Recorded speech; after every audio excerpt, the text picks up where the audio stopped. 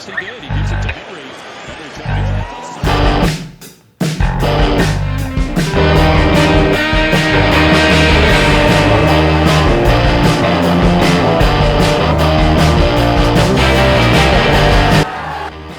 Hey everyone, welcome back to Great Sports Debates.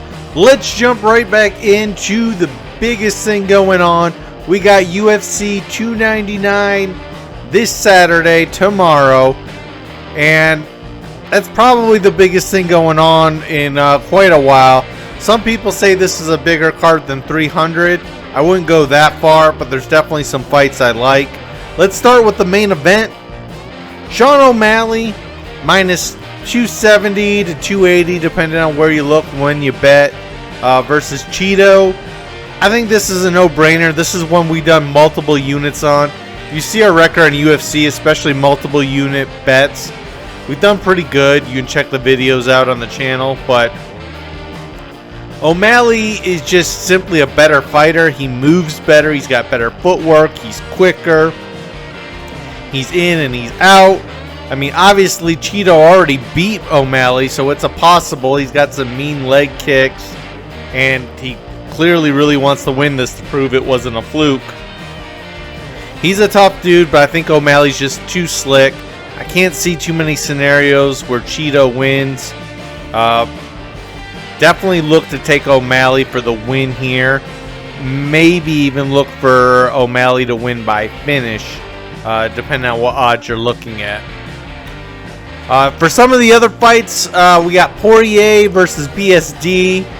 Poirier's actually an underdog here. I think this is a good opportunity. It's not something that I'm super high on, but I did place a small bet on Poirier. I kind of see this as like when Gaethje was an underdog, when he was fighting some upcoming guys, and you know, these guys look amazing when they're fighting the lower tiers. But you have to remember, these guys that are at the top of the game, remember what they looked like fighting those guys. You know, it's a lot different when you're fighting the very best guys all the time for years like Gaethje and Poirier have. And I think Poirier can pull it off here. He's a really slick striker. You know, I haven't seen BSD enough for me to say yes or no, or like, hey, I definitely think this guy's going to win. We know BSD's finished all of his fights. We know he's younger by a lot. But I'm going with the diamond here. Like I said, small bet. He's plus 180 to plus 190, just to kind of see what happens there. We also got Gilbert Burns on the card, as well as Song versus Peter Yan. But maybe, I don't want to say necessarily my favorite fight, but a fight I'm very interested in is MVP versus Kevin Holland. I thought about making a small bet on MVP, but I wound up just not betting on this one. Put a little more money on O'Malley, actually. But he's a slick fighter. I wish he would have came over to the UFC sooner. He's quick. He's cocky. He's fun to watch. He's entertaining. He does really unorthodox stuff. I think for people who haven't watched him, they'll really be surprised. Part of the reason I didn't bet on him, though, was he's going against Kevin Holland, who's like really long, super versatile, and he can mix it up really well. I think Kevin Holland's one of the most underrated fighters in the UFC, and I think he can beat just about anybody on the right night. So this should be an interesting first match for MVP in the UFC, and I think this will go a long way to show where he's going to be at in the division. On other fight news, just recently, they've announced that Jake Paul and Mike Tyson are going to fight this summer. I'm interested in it. I think from hearing Tyson before, it sounded like that wasn't a fight that he thought he would do. He's very confident, at least he sounded very confident in previous conversations. Like he feels like he's on a different level. I figured Jake Paul would be a favor, and when I look, man, I'm seeing Tyson's like plus 500, which is a huge number. Still, I don't think I'm going to bet on it. I think if Jake Paul lands a big shot, that it's going to be over. You got to remember, even as great as Tyson looks and all of his movement and speed, he's 60 years old. Like, how well is he going to take a punch, if somebody lands it right? But it's definitely going to be interesting to see, because you could also see the scenario where Tyson just really outboxes him. I mean, clearly he's a better fighter, but again, he's going to be like 60 when they fight this summer. So keep that in mind. But either way, it's interesting. I definitely am rooting for Tyson to pull it off. All right, in basketball news, we got Anthony Edwards last night. This is another young guy, just like we talked about in the pod yesterday, like SGA, that, people talk about Anthony Edwards and the future and all that. But, I mean, this guy is so good. He just dropped 44, 6, 5, 2, and 2. He also, smashed his head on the rim on one of his dunks. The dude's just super athletic, super confident. I think he's going to be one of I would say the face of the league, but there's so much young talent right now. I know fans, for whatever reason, from the 80s and 90s, want to cling on to things and say, defense or whatever else. There's just so many young, athletic, talented, skilled, really good players in this league right now, and it's just going to get better. On that note, though, on the same end, the young guys get carried away with a lot of stuff too. I'm seeing stuff about, who cares about LeBron and 40K, and we didn't wind up hitting that on the last podcast. 40K is a huge number. So many things have to go right. You have to have the time. You have to have the skill. It's an amazing accomplishment. I don't think that's the most amazing accomplishment in the NBA, but it's an amazing accomplishment. And people are talking about, well, Luka is only 25 or whatever he is, and he already has over 10,000 points. Well, let's put this in perspective, just to show how long off he is. We shouldn't be talking about anybody getting to 40K points unless they're at least 30K already, for sure, at a minimum. And then you got to look at their age, where they are in their career and all that.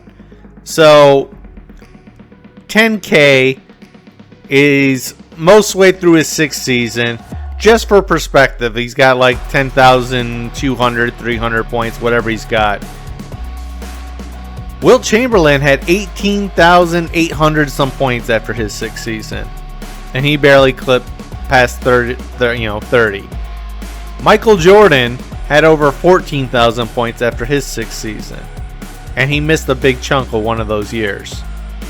So those guys put up huge numbers, and they didn't get anywhere near 40K. And, like I said, there's just so much that goes into it.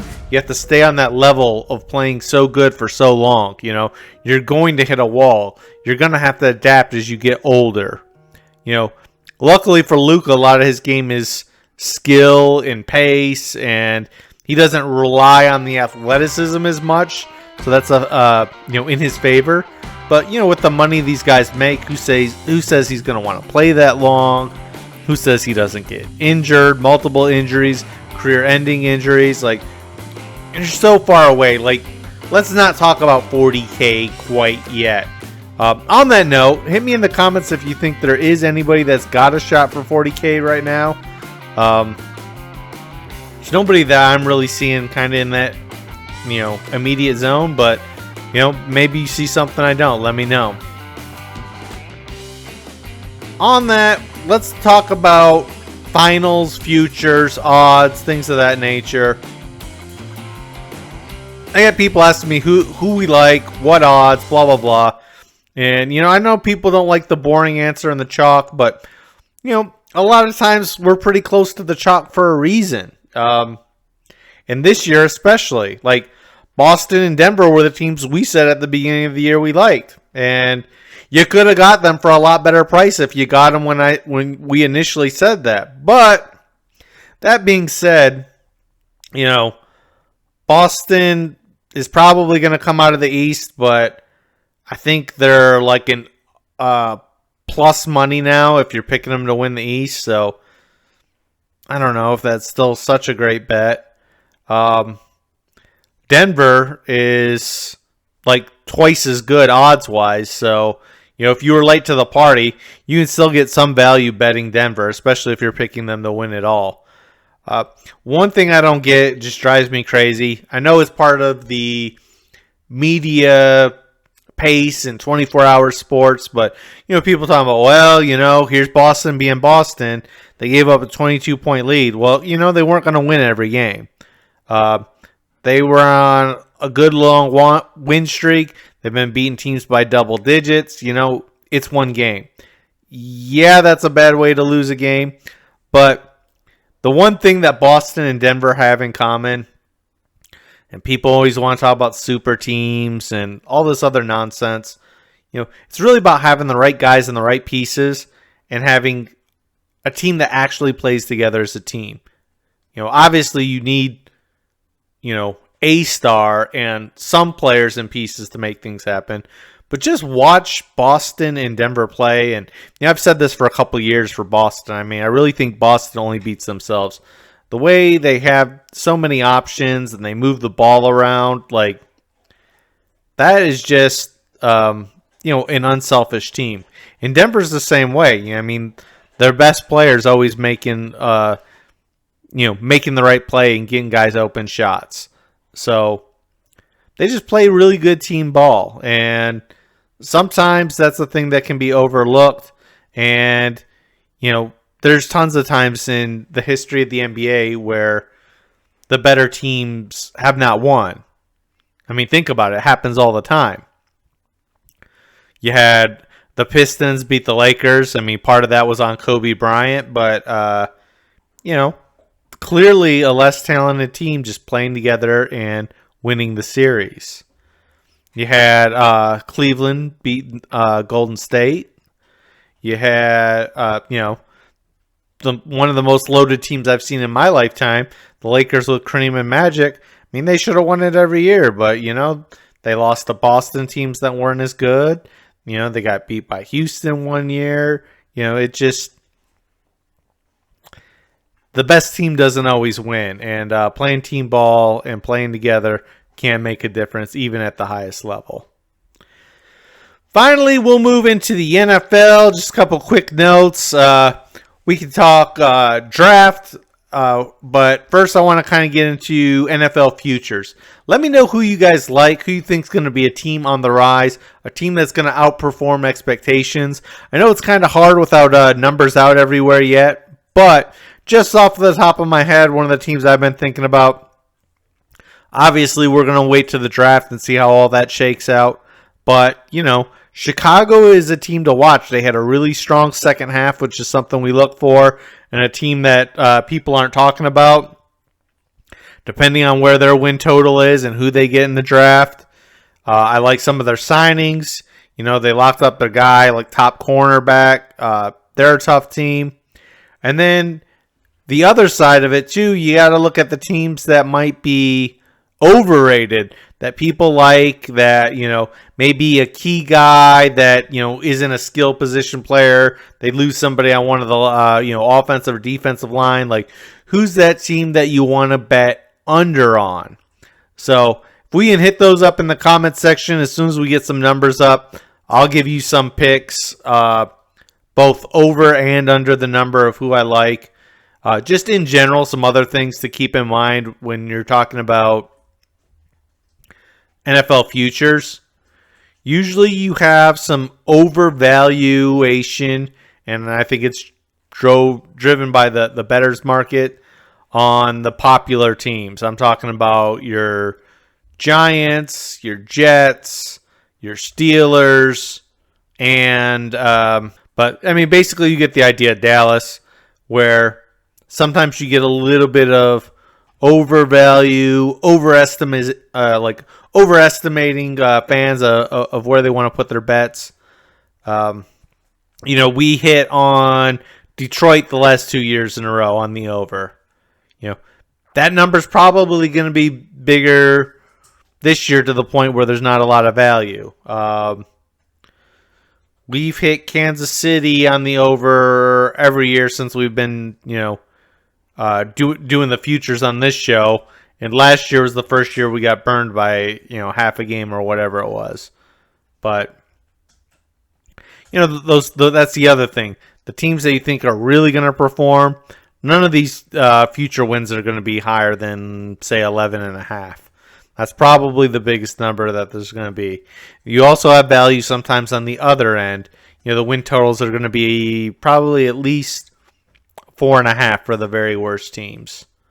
So if there's a team that you think is going to be a complete disaster, sometimes you can find value in that direction as well. So hopefully that kind of wrapped up everything new going on in the NFL, NBA, UFC world. Let me know who you like in UFC 299. Let me know what teams are going to be overperformers and underperformers next year.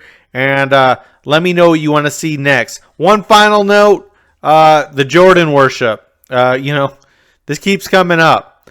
If somebody wants to say something besides just making crazy statements or saying stupid stuff, and you want to have the debate, let's do it. I've already said Jordan is the best player I've seen, live. Who I've watched most of their career and all that. But the man did not walk on water. He didn't just destroy everyone 1-on-5. There are other factors. Yes, he's great, but anything that you say bad about him isn't necessarily slander or hate, okay? He's human. He wasn't God on the basketball court, as we know the great Larry Bird once quoted. But that's all we got. Thanks for watching.